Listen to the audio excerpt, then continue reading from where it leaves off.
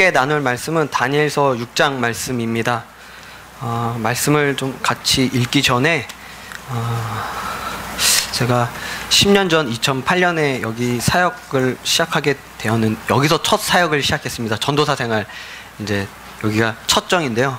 여기서 잘 배워서 다른 곳에서 잘 사역하고 있고, 그러던 중에 또 2월에 또 제 아내 사고로 인해 좀 어려움이 있었지만, 또 사랑받는 교회 모든 성도님들이 간절히 기도해 주시고 사랑에 후원해 주신 것 진심으로 감사드립니다.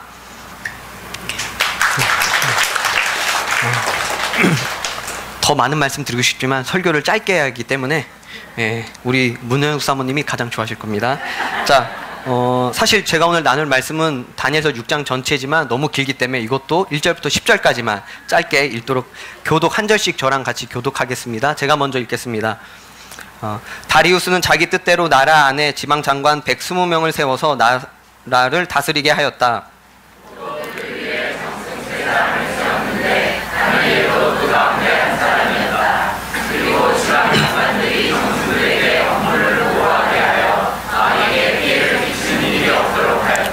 그런데 다니엘이 다른 정승들이나 지방 장관들보다 더 우수하였으므로 왕이 그를 나라의 통치자로 임명하고자 하였다. 다니엘이 나라 일을 잘못 처리한 것을 찾아내려고 하였다. 그러나 그들은 그에게서 아무런 실책이나 허물을 발견하지 못하였다. 다니엘이 임무에 충실하여 아무런 실책이나 허물이 없었기 때문이다. 그래서 그들은 서로 말하였다. 다니엘이라는 자는 그가 믿는 신의 법을 문제 삼지 않고는 고발할 근거를 찾을 수 없다. 그리하여 총리들은 반말들은 왕에게로 나아가서 아뢰었다. 다리우스 임금님, 만수무강하시기를 빕니다. 이 나라 정승들과 대신들과 지방장관들과 고문관들과 총독들이 모두 의논한 바가 있습니다. 임금님이 법을 한 가지 만드셔서 금령으로 내려주시도록 요청하기로 하였습니다. 그 법은 앞으로 30일 동안에 임금님 말고 다른 신이나 사람에게 무엇을 간구하는 사람은 누구든지 사자굴에 집어넣기로 한다는 것입니다. 아홉기는 임금님이 이제 금령을 세우시고 그 문서에 임금님의 도장을 찍으셔서 메대와 페르시아에 고치지 못하는 법을 따라서 그것을 다시는 고치지 못하도록 하시길 바랍니다. 그리하여 다리우스 왕은 금령의 문서에 왕의 도장을 찍었다. 다 함께 읽겠습니다. 시작. 다니엘은 왕이 금령 문서에 도장을 찍은 것을 알고도 자기의 집으로 돌아가서 다락방으로 올라갔다. 그 다락방은 예루살렘 쪽으로 창문이 나 있었다. 그는 늘 하듯이 하루에 3번씩 그의 하나님께 무릎을 꿇고 기도하며 감사를 드렸다. 아멘.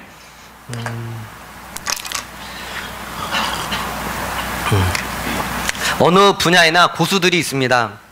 그리고 그 고수들은 그 분야에 열정을 가지고 있는 분들입니다. 왜냐하면 열정 없이는 우리가 살아가는 삶의 자리에서 고수의 자리까지 올라갈 수 없기 때문입니다. 사랑받는 교회 하면 저는 항상 라면계의 고수인 이정근 집사님이 생각납니다. 라면에 대한 열정으로 라면계의 고수였죠. 그러나 지금은 두유와 생식에 대한 열정으로 두유와 생식의 고수로 거듭나셨는지 아니면 거듭나신 중인지, 제가 아까 오전 예배 때는 아직 잘 모르겠지만 하고 오전 예배 끝나고 여쭤봤는데 대답을 안 하시더라고요. 아직 거듭나고 계신 중으로 알겠습니다. 그런가 아무튼 한 분야의 고수들은 그 분야에 대해서만큼은 정말 열정을 가진 분들이고, 그런 열정 없이는 그런 자리에, 그런 고수의 자리까지 올라갈 수 없게 됩니다. 사실 고수는 원래 평균의 사람들이 있습니다. 저와 여러분들이죠, 대부분. 그 사람들보다 뛰어난 사람들이 있죠. 그러나 그 뛰어난 사람들보다도 더 높은 수를 가진 사람들을 고수라고 말합니다. 상황이 어떠하든지, 상황이 좋든 뭐 나쁘든 그것과 상관없이 구애받지 않으며, 오히려 상황이 좋지 않으면 않을수록, 어려우면 어려울수록 위기 때 더욱 돋보이는 결과를 내는 사람들이 고수입니다. 고수, 혹시 여러분 주변에 고수 어떤 분들에 대해서 알고 계신가요? 저는 제 주변에 탁구의 고수가 있고 또 당구의 고수도 있습니다. 제 주변에 또 농구를 잘하는 농구의 고수도 있습니다. 여러분 주변에 누가 계신가요? 제 앞에는 다이어트의 고수가 여기 계신 것 같은데 여러분 어떠신가요? 사실 제가 가장 바라는 고수는 요리의 고수입니다. 주방이 좀 열악해도, 재료가 좋지 않아도, 이런저런 상황이 뭐 좋지 않아도 좋은 요리를 만들어내는 그런 고수, 그런 분들과 살고 계신가요? 표정이 좀... 저는 저는 그런 고수와 살고 싶습니다. 그런데 그런 고수는 우리 그리스도인들에게도 있습니다. 바로 신앙의 고수, 믿음의 고수가 있다는 것이죠. 이런저런 상황에서도 하나님께 영광을 돌리는 결과를 낳는 믿음의 고수가 있다는 것입니다. 특별히 상황이 좋지 않으면 않을수록, 위기가 닥치면 닥칠수록 오히려 하나님께 영광을 돌리는 결과, 하나님을 찬양하게 하는 열매를 맺는 믿음의 고수가 우리 그리스도인들 사이에도 있다는 것입니다. 한번 이 시간 주위를 한번 이렇게 한번 봐보세요. 좌우 앞뒤로 한번 봐주세요. 이렇게 어떠세요? 이렇게 한번 봐보세요. 믿음의 고수가 좀 보이시나요? 이렇게 사이들로 좀 보이시나요? 제가 볼 때 저만 바라보신 것 같은데 사실 저는 믿음의 고수가 못 됩니다. 그러나 저는 그런 믿음의 고수가 되기를 소망하는 사람입니다. 사랑하는 여러분은 어떠신가요? 여러분들도 그런 믿음의 고수가 되길 소망하시나요? 보통 사랑빛님께서 설교하면 이때 조용합니다. 제 원고에는 당황하지 말고, 당황하면 하수야 이렇게 했는데, 그리고 그 다음과 더 이제 제가 써놓은 거랑 너무 다른데, 대답이 없으셨지만 이렇게 원고 써있는데 대답해 주셔서 감사합니다. 사랑빛님께 많이 바뀐 것 같습니다. 설교하시면서 많이 아멘 해주시길 바랍니다. 여러분의 마음도 저의 마음처럼 모두 믿음의 고수가 어떤 상황에서도 하나님이 기뻐하시고 찬양받고 영광받으시는 그런 열매를 맺는 믿음의 고수가 되고 싶으실 것입니다. 그런 믿음의 고수가 되는 방법, 비결을 오늘 다니엘서 6장 말씀을 통해 함께 나누도록 하겠습니다. 오늘 본문 다니엘서 6장 말씀은 너무나도 잘 아시는 말씀들입니다. 아마 주일학교 때부터 다니셨던 분들은 뭐 눈에 훤한 말씀입니다. 그래도 잠깐 간단하게 좀 나누도록 하겠습니다. 다니엘서 6장의 다니엘은 어린 다니엘이 아닙니다. 이제는 한 나라의 왕을 제외한 가장 높은 자리인 정승의 자리까지 올라와 있는 노령의 정치인인 다니엘입니다.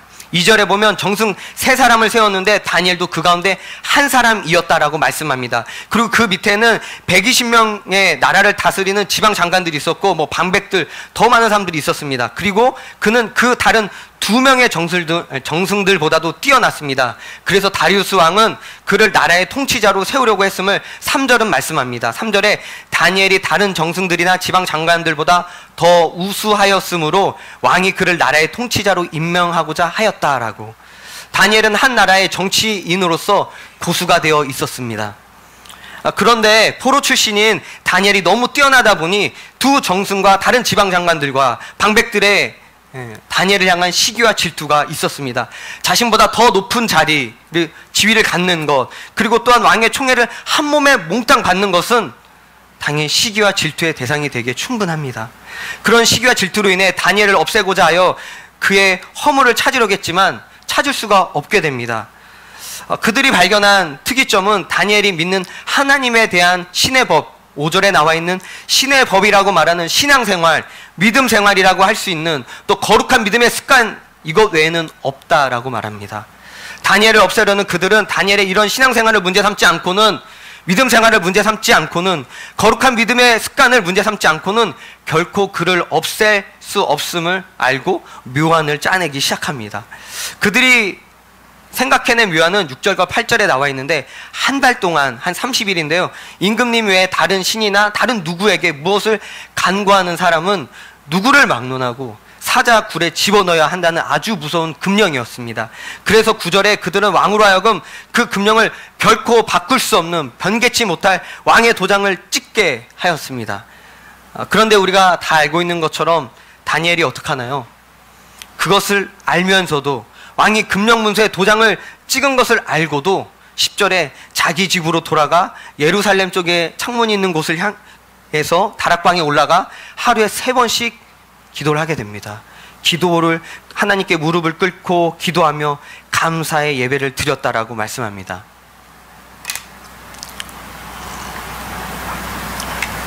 그 다음 이야기는 뻔합니다. 다니엘을 모함하는 자들이 그 모습을 보고 들이닥쳐 정황을 문제 삼고 왕에게 다니엘을 고발하게 됩니다. 하루에 3번씩 기도를 드린다고, 왕의 금령을 어겼다고, 왕이 도장으로 찍은 그 금령을 알면서도 거역한 사람이라고, 사자굴에 넣어야만 한다고.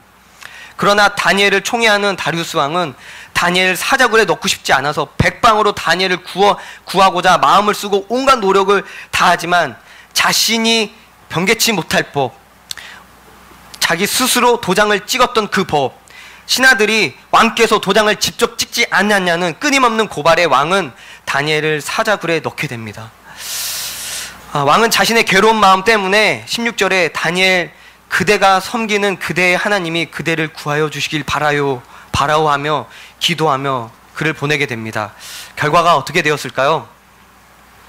주일학교를 너무나도 열심히 다니신 여러분은 아무 긴장이 없습니다.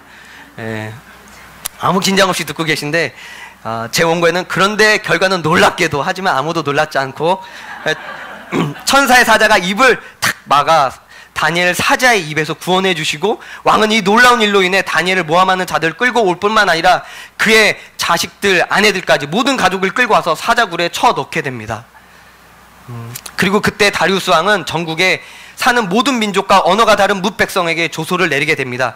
25절부터 28절까지인데요. 제가 한번 읽도록 하겠습니다.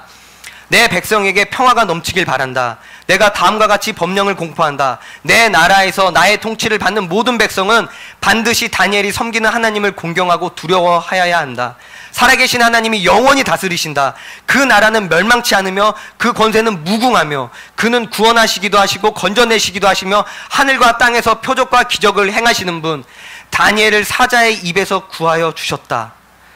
그리고 28절에 바로 이 사람 다니엘은 다리우스 왕이 다스리는 동안과 페르시아의 고레스 왕이 다스리는 동안 잘 살았다라고 기록합니다. 마치 이 왕의 조서 내용은 하나님을 찬양하는 내용으로 가득합니다. 조서인지 우리가 부르는 오늘 지금 오전에 불렀던 그런 찬양인지 구분하기 어려울 정도입니다. 이처럼 다니엘은 모함이라는 악조건, 죽음이라는 극한 상황과 가장 좋지 않은 상황 가운데서도 오히려 하나님의 영광을 드러내고 하나님을 찬양케 하는 이방의 왕, 당시 세상에서 가장 강력한 힘을 가진 이방의 왕의 입을 통해, 그리고 그가 다스리는 민족과 뭇 백성들까지도 하나님을 높이고 인정하고 찬양하고 영광 돌리는 결과, 그런 열매를 맺게 했다라는 것입니다. 그는 정치의 고수일 뿐만 아니라 대단한 신앙의 고수요, 믿음의 고수였습니다. 단순히 정치만 잘하는 정치 고수가 아닌 가장 좋지 않은 모함과 죽음의 위기 속에서 오히려 하나님께 찬양과 영광을 돌리게 하는 믿음의 고수가 바로 다니엘이었다라는 사실입니다. 다니엘이 이런 극한 상황 속에서도 하나님께 영광을 돌리는 결과, 그런 열매를 맺는 믿음의 고수가 될 수 있었던 비결은 무엇일까요?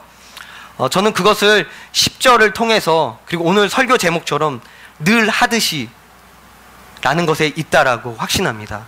10절에 보면 한번 함께 다 함께 읽었으면 좋겠습니다. 10절 말씀인데 다시 한 번 더 다니엘은 시작. 다니엘은 왕이 금령 문서에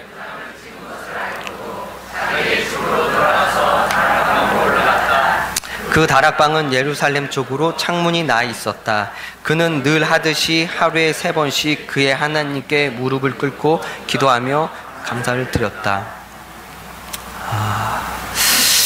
그는 늘 하듯이 하루에 3번씩 그의 하나님께, 다니엘의 하나님께 무릎을 꿇고 기도하며 감사의 예배를 드리게 됩니다. 상황이 좋을 때나 상황이 좋지 않을 때나 그가 늘 했던, 개역개정은 전에 하던 대로 하루에 3번씩 기도와 감사의 예배, 즉 거룩한 믿음의 습관을 결코 멈추지 않았다라는 것입니다.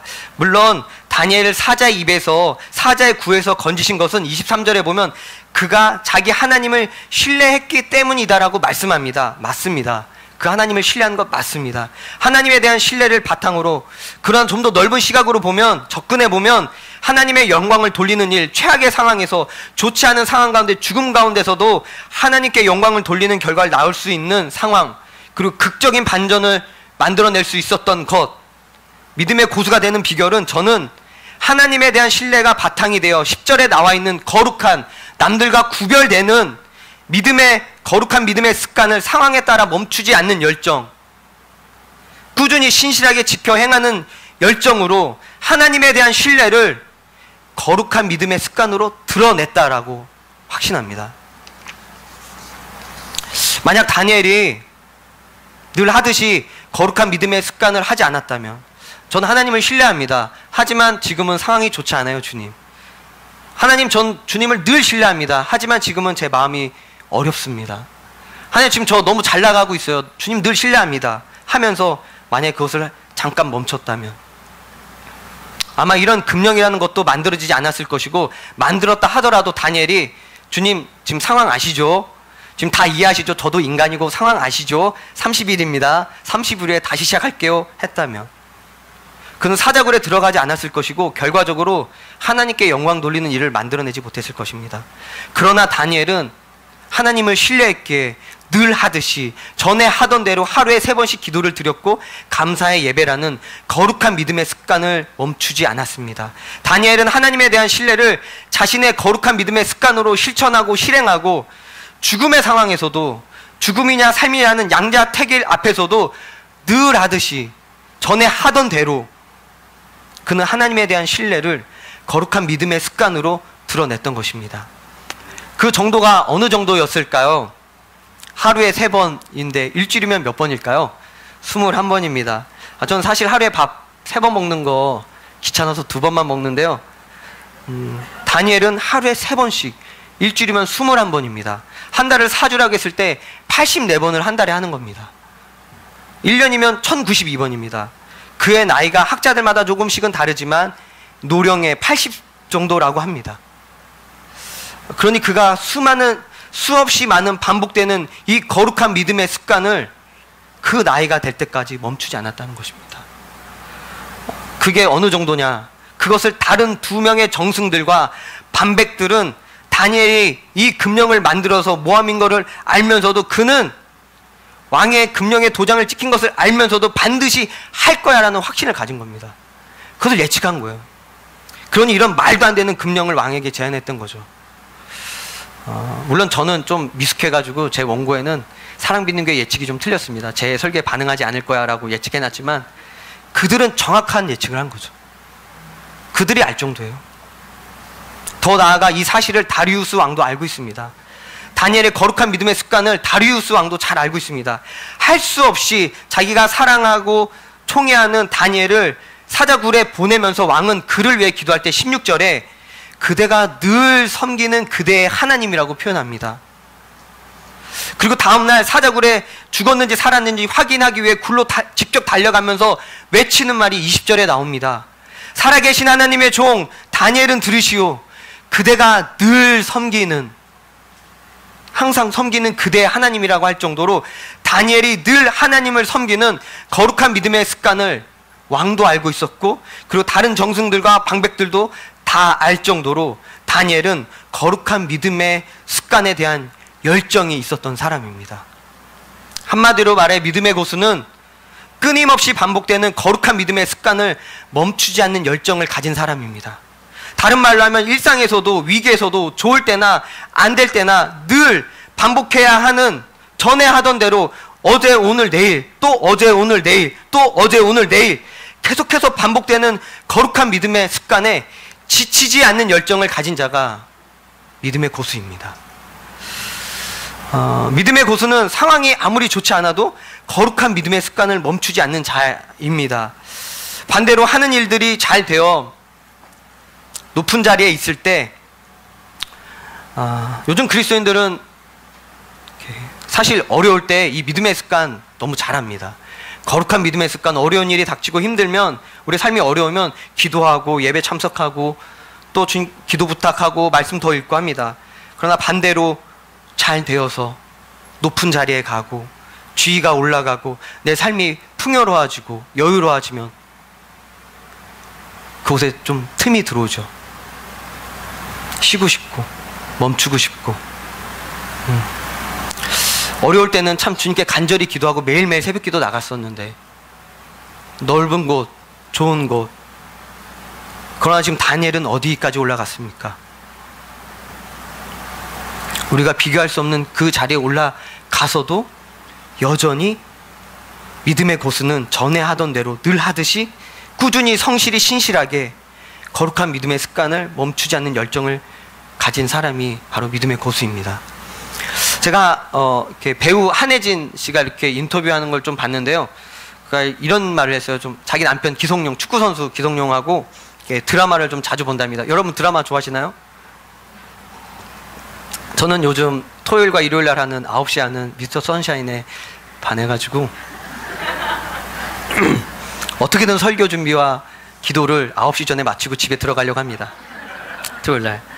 오늘도 어떻게든 9시에 들어가고 싶은데요. 한혜진과 이렇게 기성용이 드라마를 보는데 기성용이 어떤 시간이 되면 잠깐 나간답니다. 왜일까요? 뭐하러 갔을까요? 여기서 예상이 적중합니다. 대답이 없습니다. 기도하러 간답니다. 그러면서 한혜진이 자기 남편인 기성용이 자기보다 더 신앙이 더 뜨거운 것 같다라고 말하면서 이 얘기를 해주는 겁니다. 같이 드라마 보면서 시간이 되면 내 남편 기성용은 기도하러 간다고. 그때 약간 좀 찔렸습니다. 미스터 선샤인이 싹 지나가는 겁니다. 한 분야의 고수들이 하는 말이 있습니다. 어떻게 그렇게 좋은 결과를 냈냐고 묻습니다. 특별히 선수들 가운데 긴장하는 가운데 되게 위기 가운데 어떻게 그렇게 좋은 결과를 냈냐고. 피겨 선수였던 제가 좋아하는 이제 선수 김연아 선수가 2010년 밴쿠버 올림픽에서 다들 좀 기억나실 텐데요. 자신의 순버 바로 전에 아사더 마오가 무결점의 연기로 거의 최고점을 받은 순간이 있습니다. 그리고 그 다음 순서가 누군가요? 바로 김연아 선수의 순번입니다. 그러면서 모든 경기가 끝나고 나서 기자가 질문합니다. 그 순간 긴장되지 않았냐고. 아사다 마오가 그 앞에서 거의 무결점의 연기로 최고점을 받았는데 다음에 해야 되는 김연아 선수 어떻게 그렇게 그 시간을 잘 보내고 어떻게 그렇게 좋은 연기를 할 수 있었냐고 했을 때, 긴장되지 않았냐고 물어봤을 때 김연아 선수가 이렇게 대답하게 됩니다. 늘 연습한 대로 하면 된다라고 생각했다고. NBA 농구계 좋아하시나요? 우리 김철기 전도사님이 농구를 워낙 좋아해가지고 조금 아실 수도 있는데, 마이클 조던으로 인해 시작된 강력한 포워드 중심의 농구 스타일이 NBA에 쫙 있었습니다. 한 20년 갔어요. 20년. 이 스타일이 강력한 포워드 중심의. 그런데 그 스타일을 바꾼 한 사람이 등장합니다. 스테판 커리. 많이 들어보셨죠? 이제. 예. 근데 스테판 커리에게는 항상 하는 것이 있다고 합니다. 경기 전 2시간 전에 도착해서 경기장에 들어가 기초인 투볼 드리블부터 시작합니다. 지금 저희가 볼 땐 투볼 드리블은 기초가 아닌 것 같은데 그들에겐 기초입니다. 예? 예, 그들에겐 기초예요. 예. 이 기초 드리블을 하고 그 다음에 다리 사이로 막 집어넣기 시작합니다. 제가 동영상을 봤는데요. 막 동영상 이렇게 딱 하는 연습을 합니다. 그러면서 가까운 곳에서 슈팅 연습하고, 그 다음에 먼 곳에서 슈팅 점점 멀리 가면서, 그 다음에 석점 슈팅 연습하고, 석점 슛보다 더 먼 곳에서, 그리고 준비가 되지 않은 상황까지 받자마자 던지는 연습을 또 계속합니다. 어느 정도 연습할까요? 2시간 전에 도착했는데 한 30분 정도 할까요? 1시간? 스테판 커리는 1시간 30분 동안 땀이 흠뻑 젖도록 그곳에서 연습하고 30분을 남기고 라카룸을 향한다고 합니다. 그는 팀이 이기던지 지던지, 자기 컨디션이 좋던지 나쁘던지 간에 경기 전 이 훈련을 결코 빼먹지 않는다고 말합니다. 그리고 그것이 커리를 역대 최고의 슈터로 만든 덕목이었다라고 조선일보 스포츠의 비밀훈련 엿보기에 서정한 기자, 그가 이렇게 말한 겁니다. 그러나 대부분의 사람들은 힘든 일이 벌어지고 어떤 위기가 닥치면 그 위기를 해결하기 위해 무엇인가 묘안을 짜내려고 노력합니다. 그런데 위기 가운데 우리를 지켜주고 문제를 해결해주고 나아가 하나님께 영광을 돌리게 하는 결과를 낳는 것은 하루아침에 짜낸 묘안, 묘책으로 가능하지가 않습니다. 좋을 때나 좋지 않을 때나 늘 하던 대로 드리는 거룩한 믿음의 습관, 매주 드리는 예배 생활, 매일매일 시간을 내어 하나님의 말씀을 묵상하고 그 묵상을 바탕으로 기도하는 것, 내가 헌신한 사역, 주일학교 사역, 부서 사역이든 예배팀 사역이든, 저에게는 좀 설교 사역이 있고 예배팀 사역이 있고 1:1 양육이 있는데요. 그와 같은 거룩한 믿음의 습관을 위기가 닥치고 문제가 봉착했을 때도 멈추지 않고 늘 하듯이, 멈추지 않을 때 하나님의 마음이 그 마음을 감동시키는 것입니다. 그리고 우리가 생각지도 못한 놀라운 결과를 우리는 경험하게 된다라는 것입니다. 사실 제가 설교 사역을 감당하게 되는데요. 2월에 사고가 있었을 때, 제가 예수님을 중학교 1학년 때 처음 영접하고 나서 올해 나이가 40인데 처음으로 주일 예배를 빠져봤습니다. 119 구급차 안에서 기도하고 병원 한 3군데를 옮기면서 이렇게 예배를 빠지는구나. 제 율법주의를 말하는 게 아니고요. 다시는 빠지고 싶지 않습니다.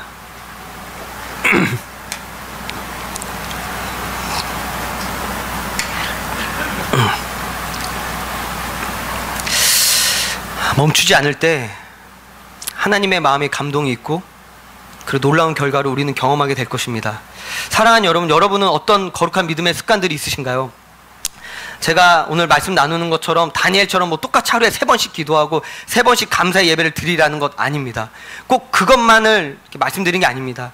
여러분이 지금까지 신앙생활 하면서 말씀을 통해 또 설교를 통해 간증을 통해 교제를 통해 뭐 예배를 드리면서 기도하면서 여러분에게 주셨던 그 마음, 지금 제가 예배를 성실히 드리겠습니다. 제가 경건의 시간을 하겠습니다. 주님, 제가 새벽 기도를 하겠습니다. 주님, 저에게 맡겨주신 주일학교 사역을, 학생부 사역을, 청년부 사역을, 봉사 사역을, 그것에 대한 열정을 주님, 뭐 8월 첫째 주 설교를 한다면 우리 윤석홍 목사님이 하셨던 것처럼 복음 전도의 그 열정을 멈추지 않겠습니다. 지난주에 우리 허성구 전사님이 하셨던 조금 많지만 거룩한 불만족, 거룩한 망각, 거룩한 목표, 거룩한 관심에 대한 열정을 갖겠다고, 오늘 말씀처럼 그런 거룩한 믿음의 습관들 아마 여러분들 수많은 예배와 말씀을 통해서 결심하고 결단했던 것들이 있으실 겁니다. 그래서 열정의 불씨를 받아서 그렇게 해야겠지 하다가 며칠 만에 멈추셨나요? 작심삼일로 끝난 것도 있고 어느 건 몇 달 하신 것도 있고 중간중간 하신 것도 있으실 겁니다. 혹시 생각나시는 것 있으신가요? 저는 사실 열정적이라고 말하는 사람들, 뜨거운 사람들 많이 봤습니다. 그런데 금방 식고 금방 그 불이 꺼지고 금방 멈추는 사람도 많이 봤습니다. 대단한 선포를 하고 큰 헌신을 하겠다고 고백하는 분들, 이건 내가 하겠습니다, 이만큼 제가 하겠습니다, 이런 정도는 해야죠. 저는 제가 어릴 때 그런 분들을 보면 와, 진짜 믿음의 고수인 줄 알았습니다. 그런데 그렇게 말씀하셨던 분들, 그렇게 뜨거운 것도 알고 그렇게 열정적인 것도 이것도 내가 하고 저것도 내가 하겠다고 하던 분들이 이런저런 문제를 만나면 멈추는 것도 많이 봤습니다. 저 되게 열정적인 사람입니다. 제 마음을, 제 열정을 이 교회가 받아주지 않는 것 같아요. 제가 이 사역을 하고 싶은데 이것 받아주지 않는 것 같아요. 제 마음과 너무 온도 차이가 나는 것 같아요 하면서 교회를 떠나는 분도 봤습니다. 사랑하는 여러분, 진짜 열정은 멈추지 않습니다. 진짜 열정은 내 뜻과 맞던 안 맞던 그것과 상관없이 멈추지 않는 마음을 가지고 있고, 그것 때문에 교회를 떠나거나 그것 때문에 예배 자리를 빠지거나 하지 않습니다. 좋을 때나 좋지 않을 때나 내 마음에 맞을 때나 내 마음에 맞지 않을 때도 멈추지 않고 떠나지 않는 분들이 믿음의 고수입니다. 저에게는 특별히 한 가지 열정이 있습니다. 뭘까요? 뭐에 대한 열정이 가장 많을까요? 여러분? 예? 찬양도 맞긴 한데 저에게는 전도사의 열정이 있습니다. 이런 노래도 있습니다. 전도사 짜잔, 아시나요? 이런 노래도 있습니다. 전도사 마누라는 다 이쁘다네, 이런 노래도 있습니다. 이재용 쌤 왜 그렇게 쳐다보세요? 저에게는 제가 거룩한 믿음의 습관으로 전도사가 되면서 가졌던 마음이 있습니다. 왜냐하면 제가 어려서부터 저희 아버지가 목사님이셨기 때문에 많은 조력자를 받습니다. 그러면서 제 마음속에 전도사가 되면 나는 이 믿음의 거룩한 습관, 순종에 대한 마음입니다. 사실 전도사는, 그러니까 전도사를 포함한 모든 조력자는 교회를 섬깁니다. 근데 그 교회를 섬기는 방법은 담임 목사님을 도와 섬기는 겁니다. 담임 목사님을 도와 사랑하는 성도들을 섬기고 교회를 세우는 겁니다. 많은 조력자들이 그것을 잘못 알고 내가 주님 사랑하니까, 내가 이 교회 사랑하니까 내 뜻대로 합니다. 가끔 너무 잘하는 분들은 성도를 데리고 나갑니다. 그러면서 제가 깨달은 게 있습니다. 담임 목사님 말씀에 순종하자. 그러면서 제가 어느 날 보게 된 문구인데 나이키 문구입니다. Just do it. 전 그게 너무 좋아가지고 제 마음에 막 새기고 싶은 거예요. 그래서 어느 날 모자를 하나 구입하게 됩니다. 그 모자를 항상 갖고 다닙니다. Just do it. 모자에 탁 써 있습니다. 그리고 여기 옆에 나이키. 저는 전도사라고 쓰고 싶은데 전도사들이 가져야 될 마음, Just do it 아닐까? 목사님이 하라고 하면, 뭐 시키면, 성도님 뭐 부탁하면, 그거 제가 생각해 봤는데요. 뭐 토 달고 막 이런. 사실 저는 막 그렇게 순종적인 사람처럼 보이시나요? 너무 반응하시는 거 아닙니까? 이거 막 이렇게 하시는데. 저는 그렇게 순종적인 사람은 아닙니다. 이재 목사님도 아시겠지만 제가 회의할 때는 정말 되게 직선적이고 명확하게 말하는 스타일입니다. 우리 이재 목사님 관대하신 분이라고 항상 설교하면서 저 예화를 좀 듭니다. 아니 어떻게 한낱 전도사가 담임 목사님 사진을 보면 이렇게 담임 목사님 사진을 골라야 되는데 이것은 바보같이 나온 사진이라고. 이렇게 말하는 전도사와 그를 포용하며 사역하는 나는 관대한 목사라고 말씀하시는 우리 이재 목사님, 관대하신 분이십니다. 저는 정말로 직선적이고 모난 부분이 많은 전도사입니다. 회의할 때 목사님 상처되는 말, 바보 같다는 거는 그냥 빙산의 일각입니다.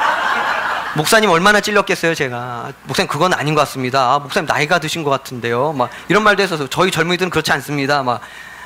근데 다 받아주셨어요. 제 말은 무조건 순종하는 사람 아닙니다. 저 회의합니다. 치열하게 합니다. 하지만 목사님이 그 회의 가운데 기도하고 결정을 내리면 전 그 결정에 목숨을 겁니다. Just do it. 최선 다하는 거죠. 그냥 하는 거죠. 대부분은 내 뜻과 맞지 않을 때 내 뜻이 관찰되지 않으면 어떻게 하나요? 이렇게 하거든요. 전도사들도 많이 이렇게 합니다. 목사님 뜻이니까 목사님 뭐 생각이 뛰어나시다는데 난 더 좋은 의견을 냈는데 왜 목사님 내 의견 무시하고 그럼 한번 해보세요. 목사님 뜻대로 한번 해보세요 하고 저는 뭐 그냥 이제 목사님 한번 해보세요. 저는 그냥 살짝 거들기만 할게요. 그러면 교회가 될까요? 리더십이 설까요? 비록 내 의견이 아니더라도 목사님 의견이 결정이 됐다 하더라도 최선을 다하잖아요. 언제나 좋은 결과를 우리 주님이 주십니다. 제가 그것을 사랑 믿는 교회에서 경험했습니다. 늘 이재 목사님 뜻대로만 하시는 것 같고 막 그랬어요. 그런데 나중에 알게 됐어요. 2년이라는 시간이 지났을 때, 3년 차가 됐을 때 신뢰가 쌓이니까 저의 의견도 많이 들어주셨어요. 신뢰가 없을 때 아직 어린 전도사가 말하는 것, 성도들을 다 알 수 있을까요? 다 바라볼 수 있었을까요? 부족했겠죠. 제 마음속에 전도사로서 갖고 있는 거룩한 믿음의 습관, 지금도 지키는 겁니다. 목사님이 말씀하면 순종하고 하자. 지난주에 갑작스런 저희 목사님, 담임 목사님 형님이 돌아가셔서 주일에 장례가 있었습니다. 그래서 갑자기 가게 됐어요. 목사님이 우리 형님이 다니시는 교회에서 장례 예배를 하니까 우리는 그냥 조문만 와달라고. 목사님이 좀 그렇잖아요. 자기 그거니까 불편하셔서 조금 저희 성도들 배려하는 편에서 편하게 오셔도 되고 안 오셔도 된다고 하고 갔습니다. 갔는데 성도님들이 그래도 우리도 왔는데 예배도 드리고 찬양 좀 해야 되는 거 아니냐고 했는데 갑자기 목사님이 이렇게 하라고 했을까요? 안 했을까요? 했습니다. 만세반성 열리니 찬양을 시작으로. 두 번째, 잠시 내가 세상에 살면서 주님 어떤 말씀을 전해야 될까요?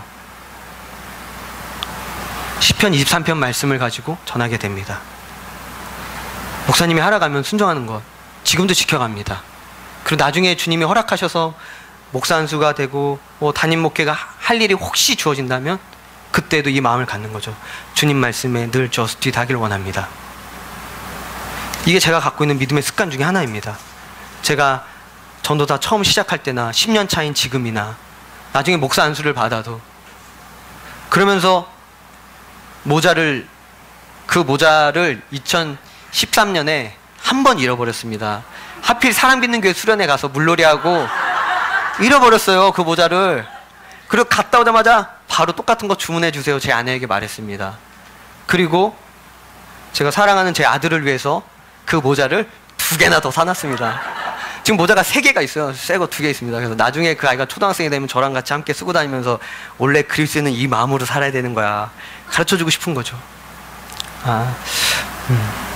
제가 이렇게 말씀을 전하지만 여러분이 저에게 그렇다면 전도사님은 그런 믿음의 고수냐고 물어볼 수 있습니다. 그렇게 거룩한 믿음의 습관들을 다 지키고 계시냐고, 멈추지 않는 열정으로 사시냐고. 제 솔직한 대답은 저도 잘 못합니다. 저도 다 지킬 수 없고 멈추는 것도 있습니다. 그래서 저는 제가 서두에 말씀드린 것처럼 믿음의 고수라고 말할 수가 없습니다. 하지만 저도 좋지 않은 상황이 벌어지고 가정이 흔들리고 사고로 인해 죄의 내면이 하고 요동하고 흔들릴 때 저도 그 거룩한 믿음의 습관을 멈추지 않는 믿음의 고수가 되고 싶은 한 사람입니다. 전도사님, 지금 저는 상황이 좋지 않아요. 좋지 않은 상황 중에 계신가요? 그때 기억하시길 바랍니다. 먼저 우리가 늘 하던 대로 예배라는 거룩한 믿음의 습관을 멈추지 않는 것입니다. 문제 가운데 계신가요? 위기 중에 계신가요? 늘 하던 대로 기도라는 거룩한 믿음의 습관을 하시길 바랍니다. 마음이 좋지 않다고요? 저는 마음이 좋지 않아서 이번에는 좀 사역을 쉬고 싶은데 부서 사역 하다가 너무 마음이 안 맞아서 좋을 때나 나쁠 때나 그저 하듯이 거룩한 믿음의 습관을 멈추지 마시길 바랍니다. 그것이 다니엘이 우리에게 가르쳐주는 죽음의 위기 가운데서도 문제 앞에서도 하나님께 영광을 돌리는 믿음의 고수가 되는 비결입니다. 사실 이 거룩한 믿음의 습관들은 일상적으로 반복적으로 이루어집니다. 그래서 나도 모르게 가볍게 여기거나 하찮게 여길 때가 있죠. 우리가 매주 드리는 예배라는 거룩한 믿음의 습관, 한 주 정도 무슨 일 있겠어? 좀 빠질까? 우리가 드리는 기도 생활 일주일에 한 번이면 족하지 매일 똑같은 기도를 뭐하루 매일 해? 어제 했으니 오늘 좀 쉬자. 주일학교 사역 이렇게 했는데, 학생부 사역 이렇게 했는데, 내가 팀 사역 이렇게 했는데 좀 쉬어야겠어. 멈추자. 사실 예배의 열정, 기도의 열정, 누군가를 통해서, 말씀을 통해서, 무언가를 통해서 그렇게 뜨겁게 하겠다라고, 섬기겠다고, 사역을 내가 한번 하겠다고 하는 그 처음에는 누구나 다 뜨겁게 시작합니다. 그런데 반복하다 보면, 매일, 매주, 매년 반복하다 보면, 그리고 그것이 1년, 3년, 5년, 10년 하다 보면 그 뜨거웠던 열정도 점점 사그러듭니다. 식고 마음속에 좀 쉴까? 멈출까? 라는 생각도 들어오기 시작합니다. 그리고 그 반복 앞에 열정이 식은 것 같은 나의 모습, 나의 마음을 보면서 이제는 그만해야겠다. 좀 내려놔야겠다. 좀 쉬어야겠다. 부서 사역도 팀 사역도 목장 사역도 좀 내려놔야겠다. 그런 마음이 들기 시작합니다. 그런데 그때 멈추지 않는 사람, 그가 하나님의 열매를 보게 될 것입니다. 제가 좀 드라마 얘기했지만 저도 2014년에 직장인들 사이에서 가장 핫했던 드라마가 뭔가요? 맞습니다. 이것도 드라마와 관련된 건 다 대답해 주시고, 기도 이런 거는 대답 안 해 주시고, 그래도 대답해 주셔서 감사합니다. 미생에 보면 제가 좋아하는 대사들이 정말 많이 나오더라고요. 물론 저와 여러분들이 많이 공감하는 대사일 겁니다. 그 중에 이런 대사가 있습니다.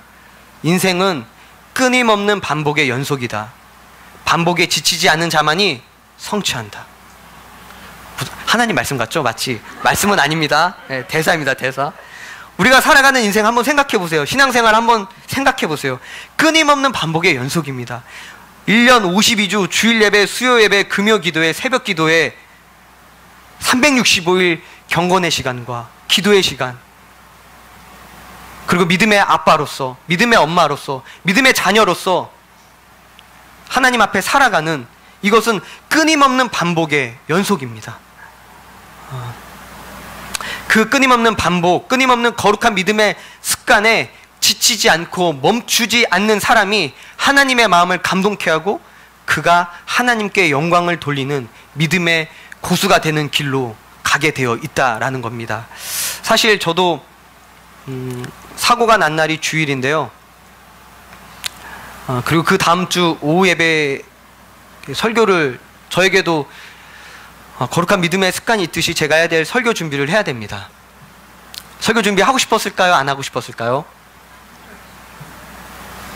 병원에 한 이틀 있고 집에 와서 이제 장모님과 교대하면서 아이들이 셋이 있으니까 어린이집 보내야 되고, 또 주일 아침 일찍 나와가지고 엄마 아빠가 갑자기 없어지고 이틀이나 있으니까 불안하잖아요. 그래서 제가 계속 병원에 있으려다가 아이들 위해서 이제 제가 가게 됐는데요. 아이들 보고 아이들 다 옷 입히고 빨래하고 설거지하고 아침과 저녁을 먹이고 또 엄마 없으면 안 되니까 또 그런 소리 안 듣게 하려고 얼마나 열심히 했겠어요. 그럼 설교 준비하고 싶었을까요? 정말 하고 싶지 않죠.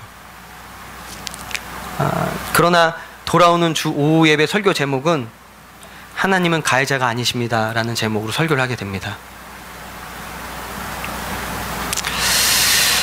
왜였을까요?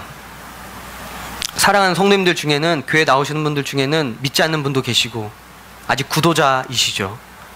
그리고 믿음 어렵게 구원받으신 분도 계십니다. 저희 가정에 일어난 일을 보면서 시험 들 수 있잖아요. 하나님 저렇게 열심히 섬기고 하나님 사랑하는 분에게 저런 일이 벌어지다니, 불신자에게는 시험거리가 될 수 있고 또 어린 성도들에게는 시험거리가 될 수 있거든요. 하나님은 가해자가 아니라는 이 말씀을 하나님께서 주셔서 시편 23편 말씀으로 준비하면서 말씀을 준비하는 가운데 제 마음속에도 찾아오는 하나님 왜 그렇게 하셨어요? 라는 수많은 질문 앞에 저를 지킬 수 있었습니다. 또 그 다음 주엔 무슨 설교를 했을까요? 또 설교는 저에게 늘 반복되잖아요. 우리 이재 목사님도 마찬가지지만 8월 지금 좋으시죠? 쉬고 계셔서. 저는 목사님 때문에 힘듭니다. 지금 힘들어요. 가해자에게 라는 제목을 했습니다. 누가복음 말씀을 통해 가해자에게 그를 용서하고 그를 선대하라.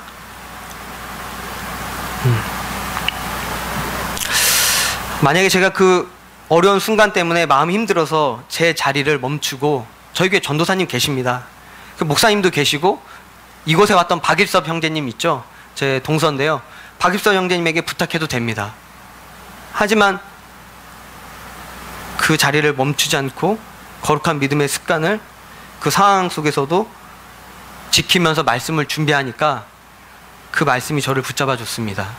만약에 제가 그것을 멈췄다면 어쩌면 저는 하나님에 대한 또 가해자에 대한 깊은 수렁에 빠질 수도 있었습니다.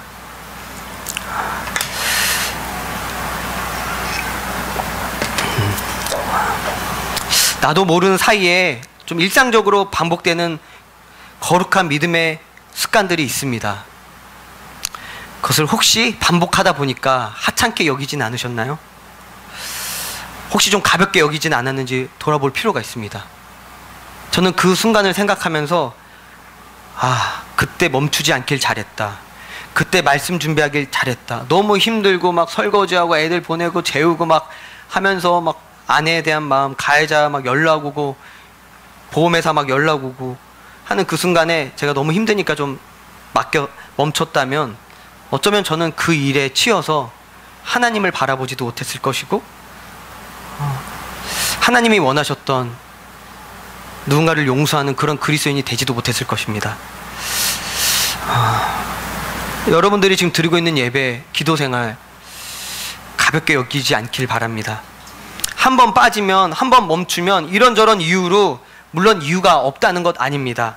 그러나 이런저런 이유로 거룩한 믿음의 습관들을 멈추면, 지키지 않으면 결코 믿음의 고수, 믿음의 사람이 될 수 없을 뿐만 아니라 이런저런 일로 흔들리는 그런 인생은, 그런 자신은 물론 주변과 공동체까지도, 교회까지도 흔들리게 하는 존재가 되고 맙니다.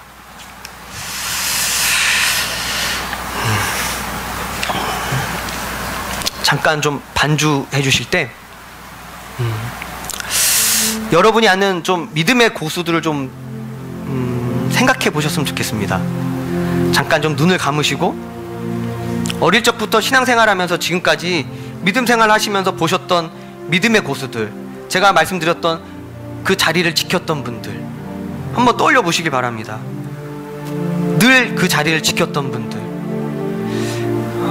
그 고수분들을 생각해보면 그들은 언제나 그 자리에 있었습니다. 예배의 자리, 기도의 자리, 새벽 기도의 자리, 찬양의 자리, 목장 모임의 자리, 사역의 자리, 헌신의 자리에 그분들은 늘 빠지지 않고 거룩한 믿음의 습관을 지키고 계신 분들입니다. 그런데 만약에 그런 분들이 없었다면 사랑 믿는 교회, 사랑 믿는 공동체에 어땠을까요?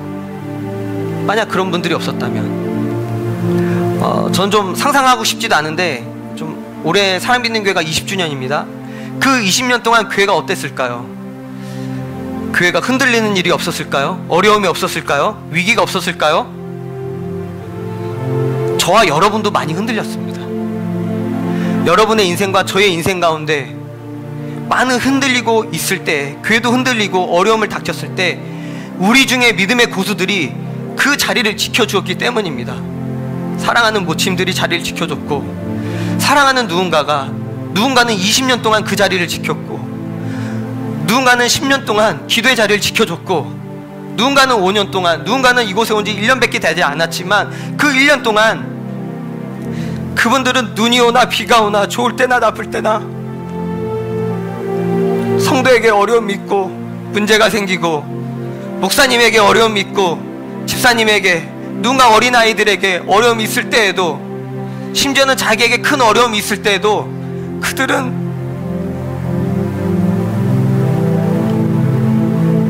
그분들은 거룩한 믿음의 습관을 지키며 예배의 자리, 기도의 자리, 사역의 자리를 지켰기에 오늘 저와 여러분이 이렇게 믿음의 길을 바르게 갈 수 있었던 것입니다. 여러분의 어려운 문제로, 이별과 아픔과 이런 어려운 문제로 흔들릴 때 그분들이 우리를 위해서 지켜준 겁니다. 이제는 우리가 그런 믿음의 거룩한 습관을 신실하게 지킴으로 믿음의 고수가 되는 길에 들어서기를 바랍니다. 그럴 때 우리가 보았던 그 믿음의 고수들처럼 우리도 누군가에게 그런 선한 영향력을 주고 교회를 세우고 지키고 우리의 다음 세대에게 바른 믿음의 길을 갈 수 있도록 이끌어주고 본이 되는 그런 믿음의 고수가 되길 바랍니다. 지금까지 잘 하셨다고요? 그렇다면 앞으로도 지금 하셨던 대로 늘 하듯이 그렇게 거룩한 믿음의 습관을 지키시길 바랍니다. 반복이라는 거룩한 믿음의 습관 앞에 지치지 않는 열정으로 멈추지 않고 그 습관들을 다니엘처럼 늘 하듯이 그런 열정으로 하나님의 마음을 감동시키고 우리 자신을 지키며 서로를 세우고 그리고 다음 세대를 이끌어가는 저와 여러분이 되길 간절히 바랍니다. 잠깐 기도하겠습니다.